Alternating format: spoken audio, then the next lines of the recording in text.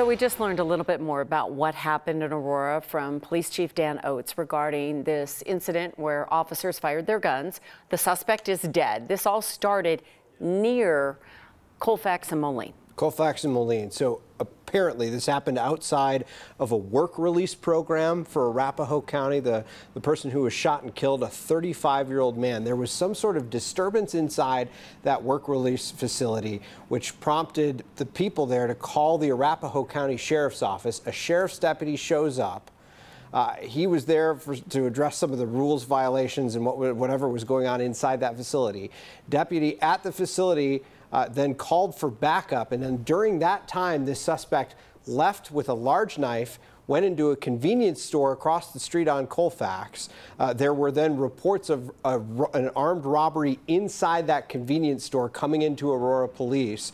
Officers see the suspect come out, go towards that bus stop, get on the RTD bus.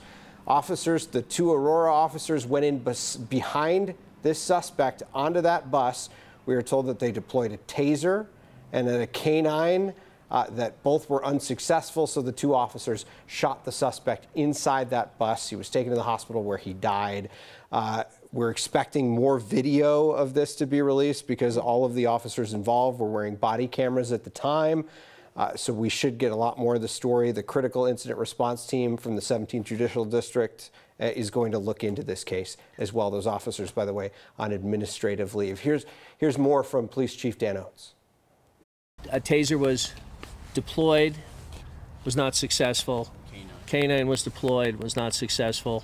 And we know that at some point in the confrontation, two other officers fired their handguns.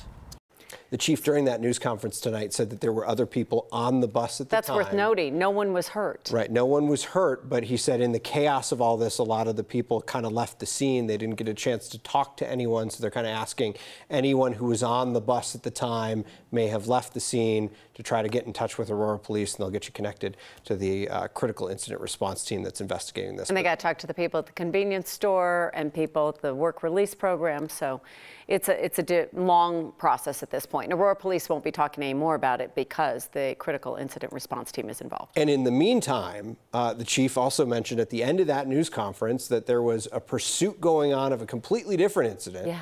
Where an alleged string of armed robberies were happening across the city. Police were chasing a suspect in those cases. In a stolen car. In a stolen car, which and they go past this scene, which led to all the crews that were there. Even our Mark Salinger saying that they kind of told people to take cover as this pursuit passed through.